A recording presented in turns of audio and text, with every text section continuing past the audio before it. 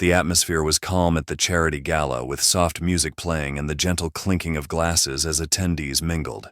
Baron Trump, standing quietly by the donation booth, had just finished a brief speech about the importance of giving back when a sudden voice pierced the air. "You think showing up here makes you better than everyone else?" Olivia, a vocal activist in the crowd, stepped forward. Her voice was sharp, eyes narrowed as she pointed directly at him. "You're just a spoiled brat born into privilege. What do you even know about struggle?" A hush fell over the crowd. People exchanged uneasy glances, some whispering while others froze, unsure how to react. Baron didn't speak immediately. His expression was calm, though a flicker of pain crossed his face. He could feel the weight of her accusation pressing heavily on his chest. His hands rested gently in front of him as he absorbed the words. The confrontation felt larger than the moment itself, echoing the tension that often surrounded his family's name. But what he said next would silence the entire room and leave everyone, including Olivia, in tears. The tension in the gala was palpable. Conversations had stopped, and every pair of eyes turned toward Baron Trump and Olivia, whose words hung in the air like a storm cloud. Baron remained still, his hands clasped in front of him. His tall frame didn't shift, but his face, though calm, reflected something deeper, hurt masked behind quiet restraint. Olivia, emboldened by the silence, stepped closer, her voice echoing through the hall. "Do you think standing here at some fancy event makes you a hero? You were born into wealth. You've never had to worry about paying bills, never had to wonder where your next meal was coming from. People like you don't give back. You just play the part when cameras are around." The crowd shifted uncomfortably. Some whispered among themselves, while others looked toward the security team, who seemed unsure whether to intervene. Baron remained silent, choosing his words carefully, but the sting of her words lingered.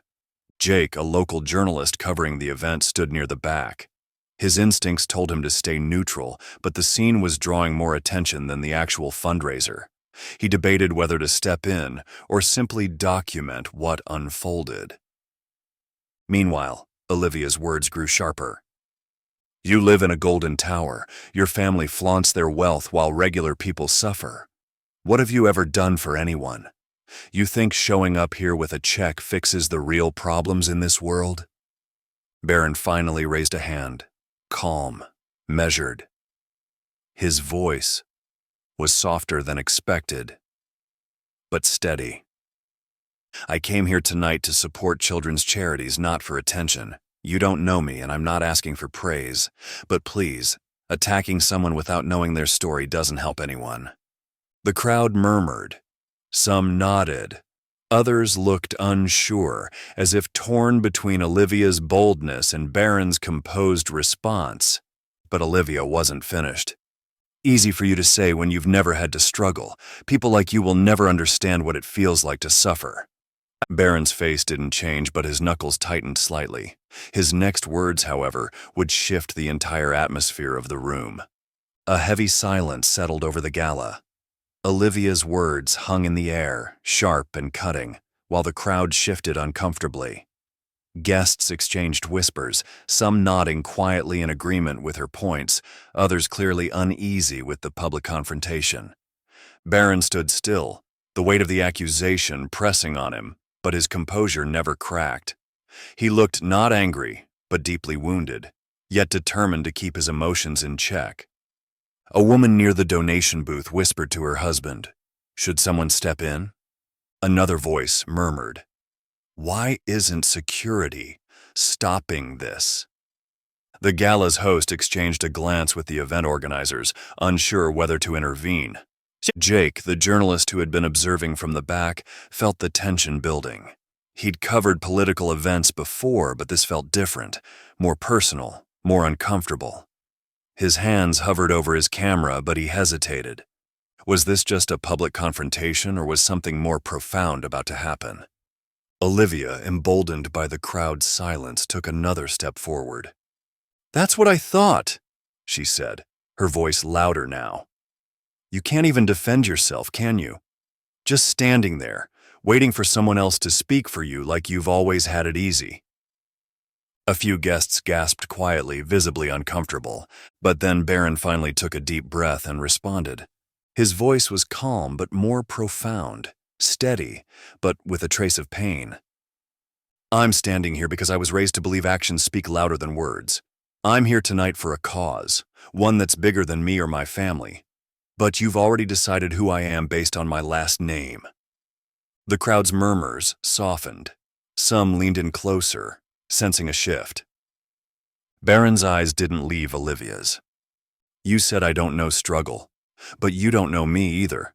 I may not have faced poverty, but that doesn't mean I don't understand pain, loss, or pressure.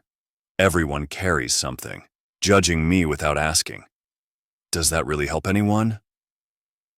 A hush fell over the crowd. Olivia opened her mouth to speak but hesitated. For the first time, the fire in her eyes seemed to dim, replaced with uncertainty. And the crowd wasn't just watching anymore, they were listening. The tension in the room seemed to pulse, the air thick with the weight of Baron's measured words. Olivia's face twisted slightly, her arms still crossed, but the force behind her anger appeared to waver. Baron's voice remained steady but deeper now, more intentional. He didn't raise it, yet it felt powerful enough to command the entire room's attention. You've made a lot of assumptions about me, he continued, holding Olivia's gaze, and I can't blame you. People see my name, my family's wealth, and they think they know my story. But you're wrong. The crowd remained frozen, leaning in as his voice filled the silent space. Baron exhaled deeply, his composure softening as he continued. Yes, I grew up in privilege, but privilege doesn't protect you from everything. It doesn't shield you from being judged before you speak. It doesn't stop people from treating you like an object instead of a person. Olivia opened her mouth as if to respond, but Baron didn't give her the chance yet. His tone, though calm, seemed to gather more weight. I've been talked about my entire life, Olivia, criticized, mocked, even when I was just a child. People have turned me into a symbol for things I had no control over. Do you think that doesn't hurt?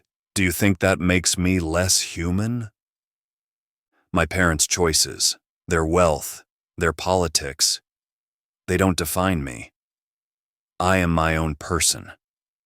I came here tonight because I believe in helping those who don't have the same advantages I did. And yes, I understand that I've had blessings others haven't. But assuming I've never faced struggle, assuming my life has been perfect just because I was born into wealth, that's unfair. It's the same judgment you're angry about. The crowd murmured softly, a few nodding as his words began to resonate more deeply. Baron's gaze remained calm but direct as he spoke his final words. We all carry pain, Olivia. Mine may look different from yours, but pain doesn't care how wealthy or privileged you are. It finds everyone. I'm not standing here asking for pity. I'm asking for understanding. If we're going to make a difference in the world, we need to stop assuming the worst in each other. A hush fell over the crowd. The room, once crackling with confrontation, now felt still. Olivia shifted uncomfortably, her anger visibly giving way to reflection. For the first time, it seemed as though she was truly hearing him. Jake, the journalist, lowered his camera slightly. His heart pounded. This wasn't just a conflict anymore. It was something deeper, something real, and the entire room could feel it. The atmosphere in the gala had shifted, but tension still clung heavily. Baron's words had struck a nerve, yet Olivia's face remained tight with defiance, her arms folded as she fought the uncomfortable emotions rising within her. The vulnerability in his voice had caught her off guard, but her anger wasn't ready to subside. She exhaled sharply, shaking her head. You talk about pain like you're some kind of victim, she said, her voice wavering between defensiveness and disbelief. You have everything. Money, power, security. How can you compare that to people who fight just to survive every day? Do you even know what that feels like? Baron stayed calm, his posture steady, but his eyes revealing something deeper. Pain. He had no interest in exploiting but couldn't ignore anymore. His voice was lower now, quieter, but with a power that seemed to fill the entire space. I'm not comparing my life to anyone else's struggles, Olivia. I've never experienced poverty. I won't pretend to understand the pain of losing a loved one to injustice or wondering where your next meal is coming from. But you're assuming that because I grew up with wealth, my life has been without struggles. And that's not true. Pain doesn't measure wealth or status. It finds everyone. It doesn't care how much money you have in the bank. It doesn't ask if you were born into privilege or not. Pain doesn't discriminate. The crowd remained eerily still. Conversations had ceased. Glasses rested untouched on tables. People who had whispered earlier now hung on his every word, drawn in not by spectacle but by the depth of Baron's honesty. "You say I can't know pain," Baron continued, voice now thick with emotion. "But imagine being a child, barely old enough to understand the world, and being turned into a symbol before you could even speak for yourself. I've been called names, mocked, ridiculed since I was a kid, and not for who I am, but because of who my family is. Imagine being talked about like you're a trophy or a headline. People have decided what I stand for without ever asking who I am, and you're doing the same thing now." A flicker of hesitation crossed Olivia's face. But she stayed silent, her arms still crossed as if holding on to the last pieces of her frustration. Baron stepped forward slightly, his voice soft but unwavering. "I'm not standing here for applause. I'm here because I was raised to believe that if you have the power to help others, you should. You assumed I came here for show, but I didn't. I believe in this cause. I'm here to give, not to take credit. And yes, I have resources. Yes, my life has been privileged in ways many can't imagine. But none of that shields me from judgment like this, from people assuming the worst about me without knowing my heart." The crowd seemed to shift as those words lingered. A few nods of agreement rippled through the audience.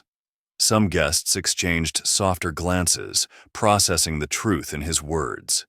Baron's voice dropped even lower, nearly a whisper, but it carried the most weight. "You want justice, Olivia? So do I. But justice isn't built on tearing down people you don't know. It starts with understanding, not assuming. It starts when we stop letting anger make enemies out of people we've never even met." The silence deepened. Olivia's face faltered, the sharp edges of her expression softening, though her pride still resisted fully giving in.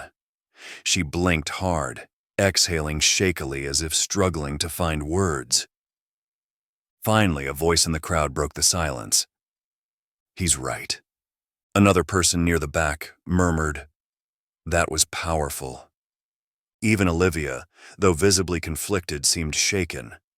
She whispered almost too quietly to hear, I didn't know you felt that way." Baron nodded, his expression sincere, not victorious. "That's the problem. We never know what someone else carries until we choose to listen." The weight of those words lingered, the entire room now transformed not by confrontation, but by the power of truth, spoken with compassion. The tension in the room had shifted from confrontation to something far more personal. The crowd, once murmuring with curiosity and discomfort, now stood silent. The vulnerability in Baron's voice had resonated, but Olivia's expression remained guarded. Though her arms stayed crossed, her defensive posture was beginning to crack. Baron, still composed yet visibly affected, continued speaking, his voice steady but layered with emotion. "You talk about privilege like it's a shield from pain, but it's not. I don't share my struggles publicly because I was raised to believe actions speak louder than words. But since you've already made assumptions about me tonight, let me be clear." He exhaled, voice thickening. "You don't know what it's like to grow up with people watching your every move, waiting for you to fail. To have your name turned into a headline before you're old enough to understand why people hate you, to be mocked, for simply existing." Olivia's face shifted, her eyes narrowing slightly, but not with anger, something closer to confusion. She hadn't expected this. Baron pressed on. You think wealth erases struggle, but it can make the pain louder. Every mistake I've made has been amplified. Every part of my life, even as a child, has been dissected for the world to criticize. People have said horrible things about me, things no one would ever say to a regular kid. I've learned to live with it, not because I'm privileged, but because I had no choice. The crowd shifted, uncomfortable with the rawness in his voice. Some guests exchanged glances, clearly impacted.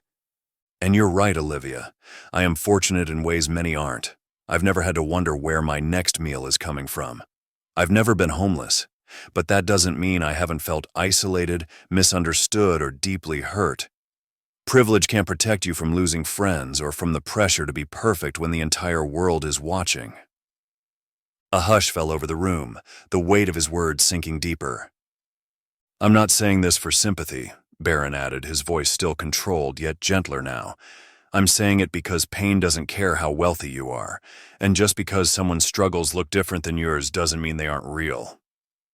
Olivia blinked, her lips parting slightly as if trying to respond, but no words came. The crowd, too, seemed frozen, hanging on every word. Baron then turned to face Olivia directly. I don't want to argue with you, Olivia. I respect your passion for justice. But respect goes both ways. If we're going to have real conversations about fairness, about empathy, we can't start by tearing people down based on their last names. We have to stop assuming the worst in each other. A single clap echoed from the back of the room, then another. Slowly, the crowd began to applaud, not out of obligation, but genuine respect for the vulnerability he had shown. For the first time, Olivia's expression softened completely. She seemed conflicted, but no longer angry. The confrontation had shifted. This was no longer about who was right. It had become something deeper, something human. The applause had faded, leaving only a profound stillness in the gala hall. Olivia stood frozen, her arms no longer crossed but resting at her sides, her expression conflicted. Baron's words had pierced through her assumptions, and the sincerity in his voice was undeniable. Yet something deeper lingered behind her silence. She swallowed hard, her gaze shifting from Baron to the crowd, then back again. When she finally spoke, her voice was quieter, shakier. You talk about being judged, but you don't know what it's like to lose everything. Her voice cracked on the last word. Baron's expression softened as he listened. My mom, she was everything to me. Olivia continued, struggling to keep her voice steady. She worked 2 jobs just to keep the lights on. My dad left before I was even born. She raised me alone. She was my hero. Until she got sick. The crowd leaned in, the emotional weight intensifying. She couldn't afford the treatment she needed. Insurance wouldn't cover it. I watched her. Olivia's voice broke. I watched her fight for months until she couldn't anymore, and when she died, the world didn't stop. The bills kept coming. The people we owed money to didn't care. No one did. She blinked back tears, her hands trembling slightly. I was angry, Baron. I am angry. People with money, with influence, they have the power to change things, but instead, they just donate at fancy galas like this one and think it makes a difference. That's why I lashed out. Not because I hate you, because I've seen people like you not do enough when they could. The crowd was utterly silent. Even those who had quietly supported Baron moments ago now listened to Olivia with compassion. Baron nodded slowly, his gaze unwavering. When he spoke, his voice was gentle but clear. Olivia, I'm so sorry for what you've been through. I can't imagine that pain, but I promise you, I'm not here tonight for show. I know I can never undo what you've experienced, but I am trying to help. My family's name may be loud, but I'm still just a person trying to do what's right. Her defenses visibly lowered, Olivia wiped her face, exhaling shakily. I guess I didn't realize how much pain I was carrying until now. Baron nodded. Pain can make us all say things we don't mean, but we can choose what we do with it next. The confrontation had shifted completely, from accusation to healing. The silence lingered as Olivia stood there, her vulnerability laid bare before the crowd. Her words had shifted from anger to pain, and for the first time the fire in her eyes had dimmed. Baron could see it clearly. This wasn't hatred. It was grief, unresolved and unspoken for far too long. Baron took a deep breath, his voice steady but warmer now, filled with genuine empathy. Olivia, I'm truly sorry for your loss. No one should have to go through that alone, and no words can undo the pain you felt. I can see how much you cared for your mom, and I respect your strength for sharing that with all of us tonight. His words, soft yet powerful, seemed to settle over the room like a wave. Olivia's posture shifted again, her arms no longer folded but hanging loosely at her sides, her defenses further crumbling. Baron continued, his gaze locked gently with hers. But you're right about something. People in my position do have influence, and we should be doing more. I can't speak for everyone, but I can speak for myself.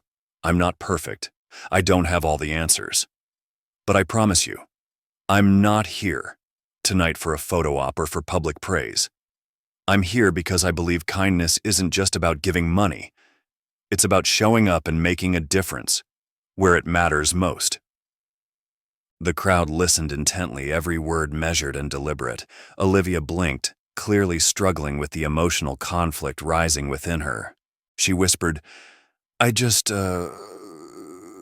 feels like no one ever really listens.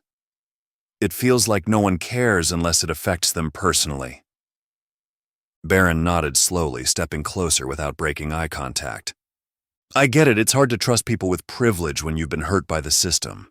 But what if, instead of assuming the worst in each other, we chose to listen? Real change starts with empathy, Olivia, and what you've shared tonight, it matters more than you realize. A tear finally slipped down her cheek, though she made no effort to wipe it away this time. Baron continued, his voice unwavering. You're not alone in your pain, and no matter how different our lives might seem on the surface, we both know what it feels like to carry grief. It doesn't have to divide us. The tension had shifted entirely. What had started as a public confrontation had transformed into something deeply human, an exchange of vulnerability, honesty, and understanding. The crowd seemed to feel it too. Someone in the back whispered, "This is how change happens." Olivia nodded slowly, her voice almost a whisper. "Thank you for listening." Baron responded softly. "Thank you for trusting me enough to share." The atmosphere in the gala had shifted entirely. What began as confrontation had unraveled into something raw, vulnerable, and deeply personal. Olivia stood there, tears streaking her face, her once defiant posture completely softened. The tension that had filled the room earlier was replaced with a profound stillness, the crowd hanging on every word exchanged. Olivia took a deep breath, visibly struggling to steady herself. Her voice, once sharp and accusing, was now trembling, fragile. I owe you an apology, Baron," she whispered, her gaze falling to the floor for a moment before meeting his eyes again. "I let my pain blind me. I looked at you and all I saw was privilege. While I felt so powerless for so long, it wasn't fair. I'm sorry for the things I said about you tonight." The sincerity in her voice echoed through the room. No longer was she the aggressive protester seeking to humiliate him. She was someone who had finally let down the walls of anger she'd been carrying for too long. Baron nodded gently, his expression calm but compassionate. "Thank you, Olivia. It takes strength to apologize, and I respect you for that." She shook her head slightly. "I was wrong. I judged you before I even gave you a chance to speak. I assumed you were just another rich kid showing off, but you've shown more grace than I ever expected. I'm sorry." A murmur rippled through the crowd, soft, affirming. Some exchanged quiet glances of approval. Baron responded with a softness in his tone that matched the sincerity in hers. "We've both learned something tonight, Olivia. I've learned that pain, no matter where it comes from, needs to be heard. And you've shown incredible courage by sharing your story with all of us. That's not weakness, that's strength. Olivia wiped her eyes, nodding slowly. I didn't expect you to understand. I'm so used to being ignored when I speak out. But you listened. Baron offered a small, genuine smile. We need more of that in the world. Listening, before assuming. I'm glad we both did tonight. The crowd began to clap, softly at first, then gradually, building into a sincere applause. It wasn't celebratory. It was a recognition of growth, humility, and healing. The conflict was no longer the focus. What had taken center stage now was grace. The applause in the gala continued, but it wasn't thunderous. It was soft, warm, and filled with genuine respect for the exchange that had just taken place. The tension that once hung thick in the air had melted into something deeper, something healing. Olivia, still wiping her eyes, stood facing Baron, her defenses entirely gone. The anger that had once fueled her confrontation had transformed into humility. She took another deep breath, her voice soft but steady.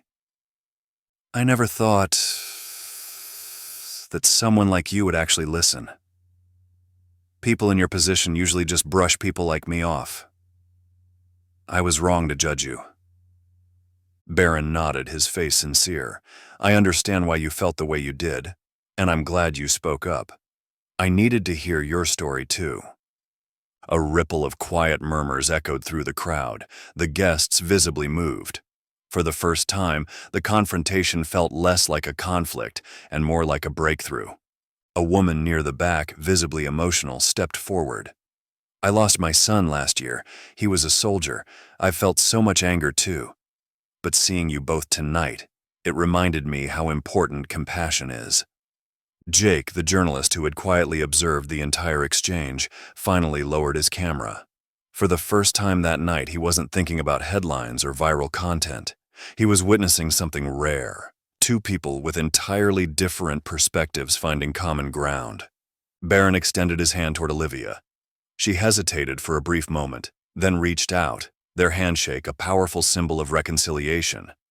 The crowd broke into applause once more, this time with greater warmth and sincerity. A voice from the audience called out, "This is what the world needs.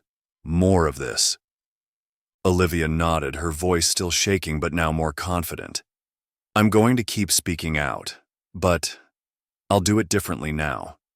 Thank you for showing me there's a better way. Baron replied softly, and I'll keep listening. Because we can only change the world if we're willing to understand each other. The confrontation was no longer a battle. It had become a moment of healing. The evening had shifted entirely. The confrontation that began with sharp words had transformed into something far more profound, an exchange that left the entire gala reflecting on their own assumptions. Olivia and Baron stood side by side now, no longer adversaries but people who had faced pain in different forms and found understanding. The applause had faded but the impact lingered. Baron, his voice steady but filled with humility, spoke once more. Tonight wasn't about proving a point. It was about reminding all of us that we're human first. It's easy to judge from the outside, but if we just listen, we can find empathy instead of division. Olivia, thank you for giving me that chance. Olivia nodded, still visibly emotional, but stronger. And thank you for being patient with me when I didn't deserve it.